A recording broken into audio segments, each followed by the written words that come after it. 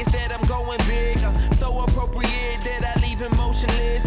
What's the point of moving? You ain't been close to this. I know you as a student when the chosen brewing all emotions.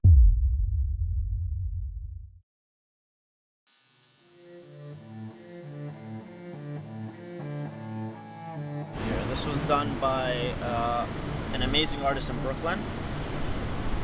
His name is Snuffy.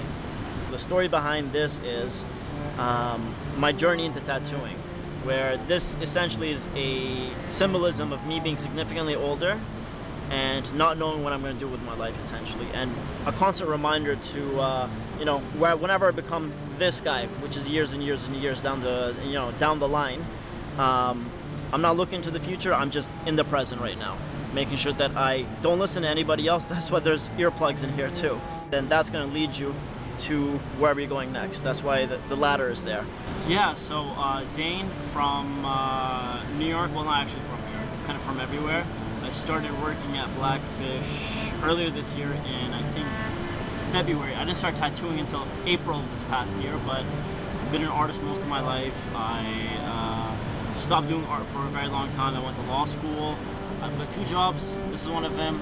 Law job is the other one, but this is, this pays the soul. The other one pays the bills. I like hearing stories. Those words sort of develop into a picture, a portrait, a design, and the best tattoos I've done are the ones that have some sort of meaning to it, right? It means something to the other person, and the permanence of it, right? Like once the tattoo's on you, the permanence of it makes it very, very important for me personally to get it right. And if I'm not super excited about a tattoo, it's just a design. It's not necessarily a tattoo. It's just a design, And then you sort of evolve it into a actual tattoo, because a tattoo is a living, breathing thing based on your skin, right?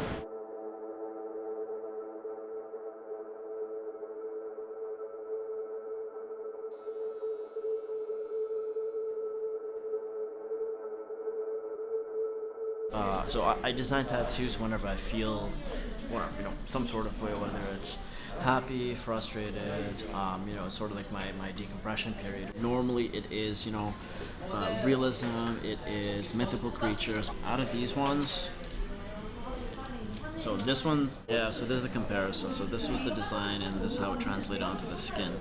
So the client, a lot of people work full-time jobs. They're not, available until, let's say, 7, 8 p.m. So this client came in a bit later than was ideal, but it was perfect for me because there's nobody here, and the tattoo lasted several hours. I think we finished around maybe midnight, maybe 1 o'clock, and the best part for me was, I dimmed down all the lights. It was just this one light over here, and the client was like, I'm just gonna go to sleep. You just, you do what you need to do. And to me, that was just music to my ears. Like, everything, it was just, it was me and drawing, essentially. Like the good old days where I used to just draw in my bedroom in the middle of the night. Me by myself with my music, but this time it was, someone's leg. Yeah, this is one of my favorite tattoos to do. And I love how it came out. Yeah, this one was a lot of fun. But this next one's gonna be, it's gonna be a tricky tattoo to do on Sunday, because this is a complete different monster where you have to get it needs to look metallic, it needs to look tinny. You have to get this right, otherwise it looks flat and it looks fake. Have you ever done a tattoo this complex? No, not this complex. Here, it's such a slight change in the tone from dark to light. This might take the entire day. Although, I hope she changes the location. I do not want to tattoo her rib doing this. Hopefully she goes for the arm or something. Because of the breathing, right? So some people, and because of the pain as well, so some people are gasping for breath, they're cringing, there's a lot of movement that happens in this area just by breathing alone.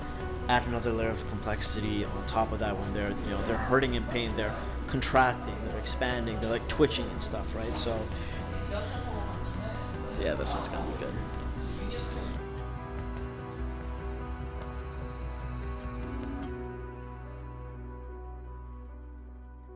I think we should, I think we should stick with this. Alright, perfect. Alright, so I'm just gonna re-stencil it. Either for size purposes, but alright, cool. This is the second one that I've put on. There's one on her ribcage right now, which we like, but I think this one might be an even better placement. I kind of like it bigger. Yeah? In order to get it on your tricep, I had to shrink it a bit. Because I think the placement of this is really sick too. I might do the rib. Yeah? Yeah. I really like the rib. Okay, we're sticking to the rib then.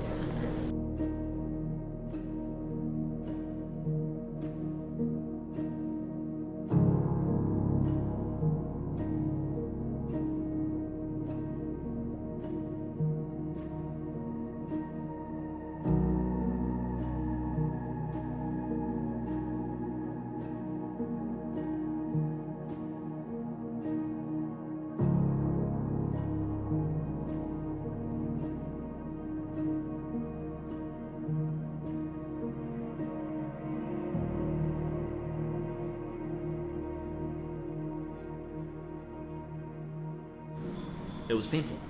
Ultimately, it became very painful. How you feeling?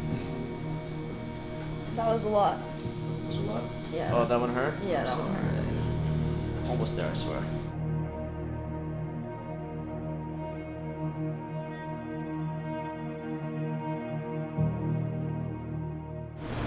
So her skin is acting up right now, which is fine. The goal is minimizing the trauma to the skin. The ink doesn't go in as smooth, so you have to like start hammering it in, which is obviously not great for the client. So it starts hurting. Yeah, like a lot, because this area sucks, man, to get tattooed. It's more difficult for me as well. Like I was like, it looks better, and because it looks better, who cares whether it's more difficult for me? At the end of the day, it's like the result matters because she's the one that's gonna be wearing it for the rest of her life, right? So I think the tricep looked good, but I think the rib just killed it.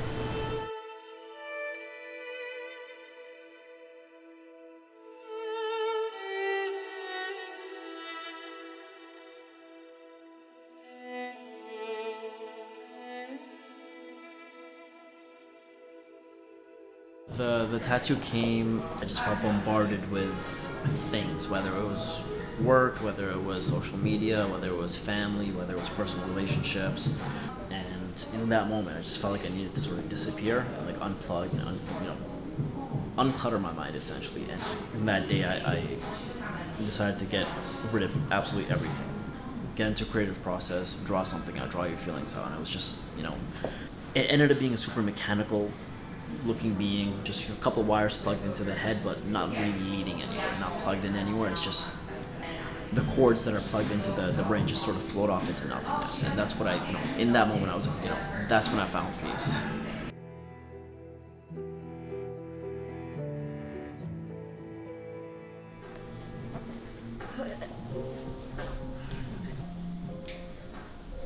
Oh, that's fucking sick. Holy shit. I love that. was the right placement. Yes, I'm so happy with that. So am I. That's fucking killer. Yeah, the placement. Now I wish I wore like a see-through top or something. I'm like kind of mad. I'll like cut a hole in my shirt. I feel like I'm just going through the motions. It's like, all right, I'm doing this and I gotta get this done. I really like this art piece. Like, let's go. Like, it's just a feeling of determination. Like, I'm just like, all right, I gotta do this. Again, not every tattoo is gonna be a home run. It's just not. You try to, home run in the sense that technically it's perfect, the client loves it, and you feel some sort of emotional connection to it. You might have 2 out of the 3, you might have 1 out of the 3. It's very rare to have all 3. This one was all 3.